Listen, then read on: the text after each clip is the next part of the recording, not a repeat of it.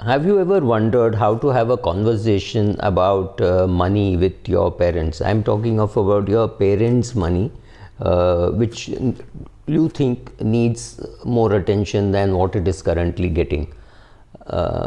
So first of all, choose a right time to be talking to them about it. It should be at a time when all the people who need to be involved are around the place, right?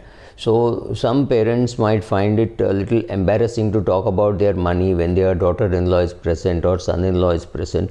Respect their wishes, right? They may not want the outsider to be part of the conversation for sure. They know that once you know, you will discuss it with them, but they may not want them to be sitting around the place. So first that.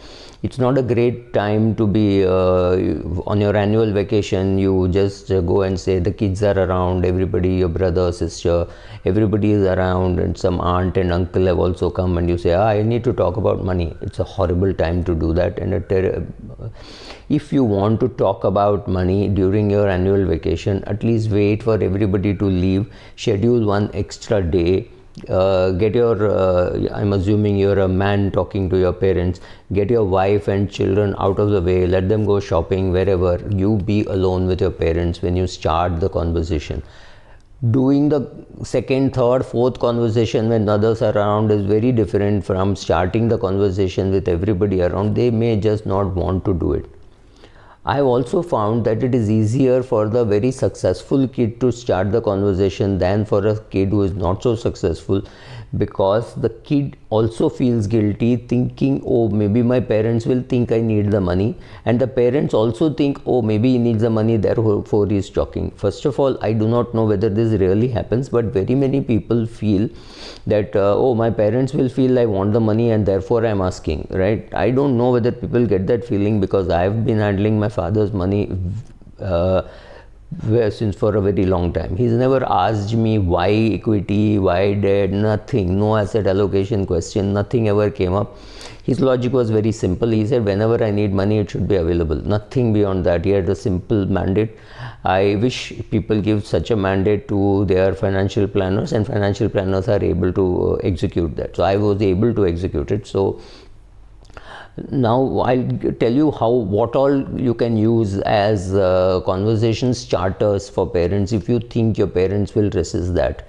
First is talk about the NSGL report. So you say, dad, again I'm assuming that the dad is the person being addressed. It could be the dad or the mom, and if the person is single, it has to be the mom who's being addressed, because the dad is no longer there, whatever. But I'm just saying that, assuming that parents are there. So you say, hello parents, do you know that there is something called the NSGL report? They send a statement every month or every quarter or whatever, and with all your investments. Do you get it? If you do not get it, it is because perhaps all your investments do not carry your PAN card. So you tell them, dad, you remember those days you did not have to give your PAN card while investing, so you may not have given your PAN number. So they may not know that your investments exist. So first of all, you need to update your PAN number in every investment.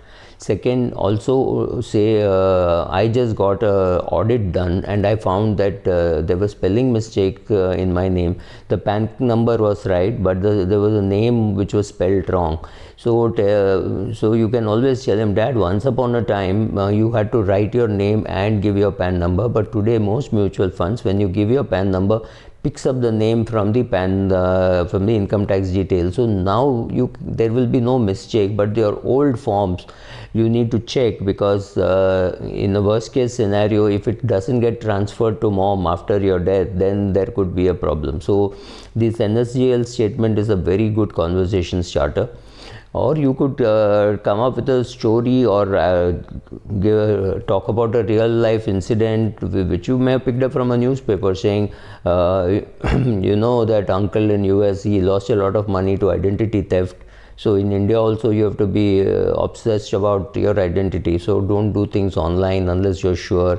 Don't share your password, etc., etc. Completely from a security point of view. This conversation is not about money. It is about security. It's about saying somebody finds out details about you, they'll come and mug you, they'll kill you, financial security and physical security is necessary, and so you explain to them why they should have one card which they can use everywhere and another card which they shouldn't be using at all, use it only for emergencies, right? And having 2 bank accounts or 3 bank accounts, so that in case of an emergency, one bank account is blocked for whatever reasons, you have another bank account. Why you slowly get into finding out how much they have. So the other thing which you can do is say, Dad, I just got my CIBIL report and I was quite shocked to see 3 credit cards which I had never used. These were apparently sent to me by XYZ companies which I never used, I never even accepted, but it is listed there in my credit report saying you have 5 cards, I'm using only 2. So then I had to go and cancel it. Can we get your CIBIL report to see what's your score? Your score should be superb because you've never borrowed. So but you pay all your bills on time. Even your credit card bills you pay 5 days before due date. So with that you should have a great credit score. But if your credit score is not good, it could be a warning signal, some red flag to see what has happened. So let us ask for it. The minute you ask for the the CIBIL report, it might reveal something, or it might reveal that things are fine. So tell him, Dad, that's fantastic, the CIBIL report looks very good, can we do a similar thing for your NSGL report? So that's a way of talking about credit, but then getting into talking about assets. The other thing you can do is to say, my friend's father died and his mother was really in trouble because the son is in US and the mother did not have any of the passwords or anything. She found it she was unable to access her own money. But luckily I knew somebody in the bank, and I asked for a change in password. The new password came to my friend's father's phone, and therefore we could alter those things. And then your dad is bound to ask, or your mom is bound to ask, then what did you do? You say, I just simplified things. I removed some 7-8 mutual funds in which he had. I reduced it to 2, and I shifted some money to bank fixed deposit. And now her life is very simple. I am taking charge of her portfolio. She is very happy that I am taking charge because the son also trusts me, and she's 78. She's not able to handle all this herself. So she's happy to give away the charge. So I am going to be handling it and say, Dad, you are also 79. You are also 79 or 80.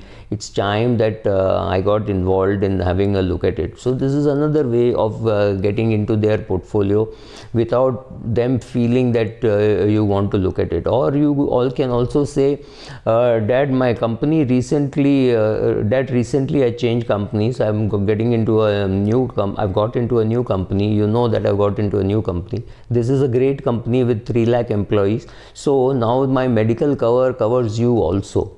So it's fantastic that at this age you are getting a 15 lakh rupee medical cover, part of my company. So you don't need to take any more insurance, because I think I'm going to continue in this company for 10-15 years. So you don't have a problem. Or tell him, continue your existing insurance, because it will be impossible to get new insurance at this age. But if you have a problem, call me, because mine is cashless. I will use my policy to cover you. This means you're covering that risk portion. So therefore you will talk about saying, no, I have this insurance policy, I have done this, I have done that. So these are all conversation starters. Do the conversation when everybody is relaxed. Do the conversation when you are alone, or your sibling is alone. Let your siblings start, or ask your parents, is it okay if both of us are there or 3 of us are there, whatever it is.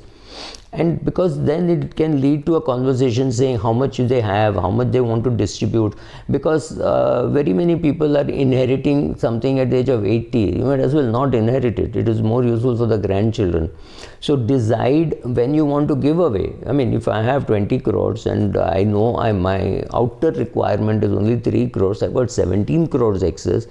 I can at least pay my grandchildren's school fees, college fees, if it really matters, if they have more than enough. But if your son or daughter tells you that they're going to borrow for children's education, you might say, look, my money is not earning very great, it is kept in not very high yielding assets, so can I offer to pay? Because to me it doesn't matter, anyway I have 4 grandchildren, I don't mind paying everybody's education. And kids will remember the grandparents were saying, oh, my education was funded by them. So have these conversations about money, things will fall in place. Thank you.